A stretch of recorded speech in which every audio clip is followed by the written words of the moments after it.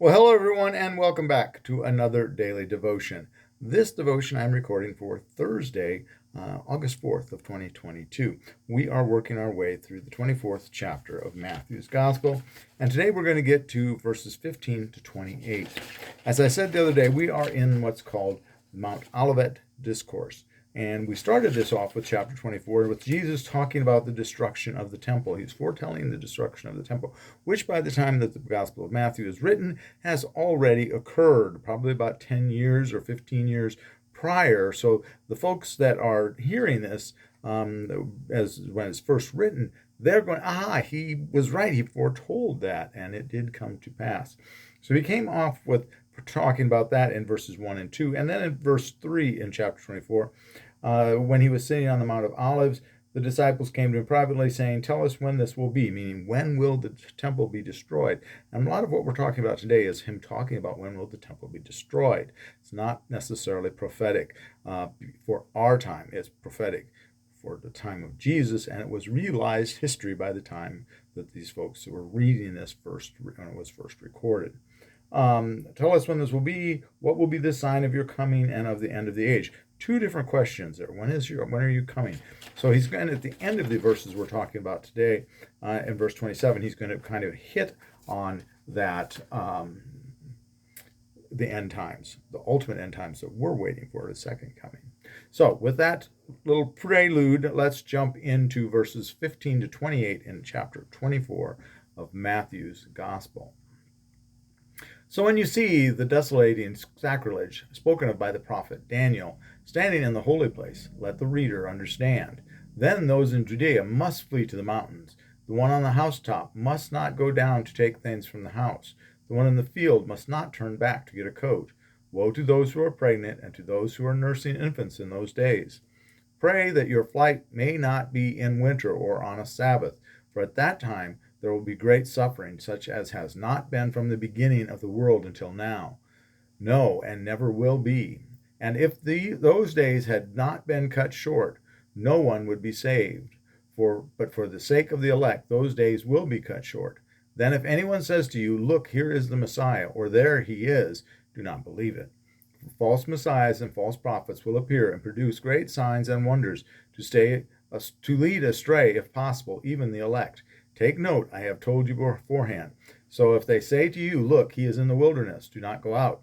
If they say, "Look, he is in the inner rooms," do not believe it. For as the lightning comes from the east and flashes as far as the west, so will be the coming of the Son of Man. Wherever the corpse is, there the eagles will gather. Okay, well, now the beginning of this is desolating sacrilege. That's, of course, the Romans are coming into the temple and they destroy the temple.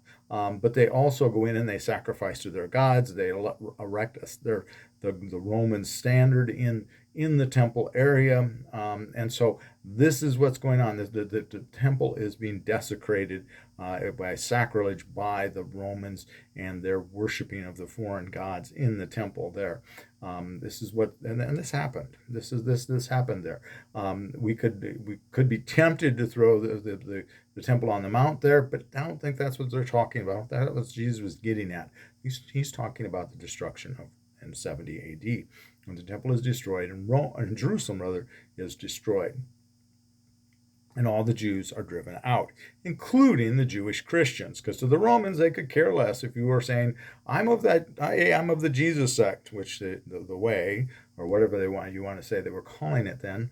They didn't call themselves the Jesus sect. They didn't say the Christians. To the Romans, they're Jews. Because the Christians, by and large, in Jerusalem, would have been Jewish Christians. They would have been, and that James would be there. James wouldn't be there. They would be followers of James, rather. James was martyred 7 years prior in 63 A.D.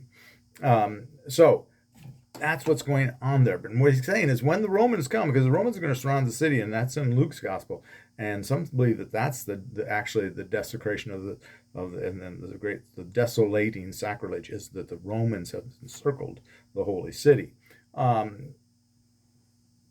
Because it doesn't actually say the temple there. That's the sacrilege is in the temple. But at any rate, I digress here.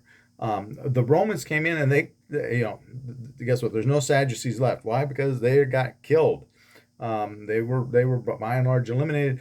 The Christians that survived, why do we not have much for Jewish Christians today? There are some, but there was a big gap there where there weren't Jewish Christians. It's because the Jewish Christians went out into the diaspora and had to go into the churches that Paul had already set up, which were by and large Gentile churches. And so you had this depression, I guess, diminishing is a better word, diminishing of the Jewish Christians. But what they're getting at is you are, if you're on top of the house because you don't have air conditioning, so it's hot, you're up on the roof trying to catch some air. And if you see from a distance, because you're up higher, you see the Romans coming, you don't want to get down and go to your house. You've got flat roofs. They say you beat feet across the rooftops because the houses are very close, if not, in fact, connected. And so you've got this little up above highway, and people did that. They traveled across the rooftops. So you beat feet across the rooftops and you get down and get out of there. You don't go back into your own home to grab stuff. You're gonna have to get and go. And don't be going back. If you're up in the field, don't think you have time to go back in. And the woe about the pregnant, of course, pregnant women and ones with little children, it's more difficult to flee because you can't move as fast. You've got to take care of you've got a burden there. To us, the peculiar thing here is that it talks about the winter, and of course, we obviously understand the winter part because it's cold, but the Sabbath part is kind of peculiar to us. We don't quite get that one. Well, that's because on the Sabbath you're limited on how far you can travel. Now, you would think that there would be an exclusion when you're running from an enemy that wants to kill you, but the point is that you're limited on how far you can travel. It's not work, and you're not supposed to work on the Sabbath. So that's what that's all about. There's going to be great suffering, but if those days were not cut short, then all the Jewish people would have been killed, the Christians, the Jewish Christians, and all. But for their sake, Jesus is saying they won't continue to just slaughter everybody wantonly. The elect will escape and get out into the diaspora, into the churches that Paul has founded.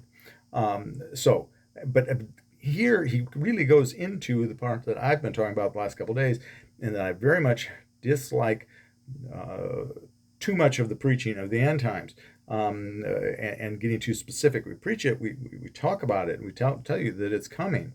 But if I get into too many details, especially if I start trying to fashion my own, as I said yesterday, too clever by half, start combining things and coming up with all these little things that I think I'm the only one that understands that riddle, well, you can be leading people astray. And Jesus is warning you, beware of the false prophets who will appear and produce great signs and wonders to lead astray, if possible, even the elect. So I do think a word of caution is what Jesus is giving us right there. And we would be well put to listen to Jesus when he cautions us, I would say. So what he then goes to saying is, go back to that, when I come again, you're not going to mistake it. It's going to be like the lightning coming from the east to the west. It's going to fill the skies. It's going to be something you've never seen before. You're not going to be mistaken. You're not going to have to question, is this the second coming? You're going to know. And that's what he's talking about there. Now, 28 is kind of interesting because it kind of reverts back to wherever the corpse is, there the eagles will gather. The eagles, it's either eagles or vultures, but eagles, it seems to be the better translation. And remember that the Roman soldiers carried their legions, their banners had eagles on them. And so wherever the Romans come, then there's going to be dead bodies. They're going to be killing people. So wherever the corpse is, there the eagles will gather. That's where the Romans are at. So you need to get out of there. Kind of going back to that. Don't hang out with the eagles, the Romans. Okay. So with that, I'm going to let you go because we're well past where I like to be. I like to be about 7, and we're not quite to 10 yet, but we're going to be there in a minute, or less than a minute. So we will pick up with verse 29. We'll continue on through this discourse that Jesus is doing on Mount Olivet, and we'll get there to the end. We got another chapter to go, though. All right. Have a blessed day, and please, please, please be a blessing to someone today. We'll see you all tomorrow. Bye-bye.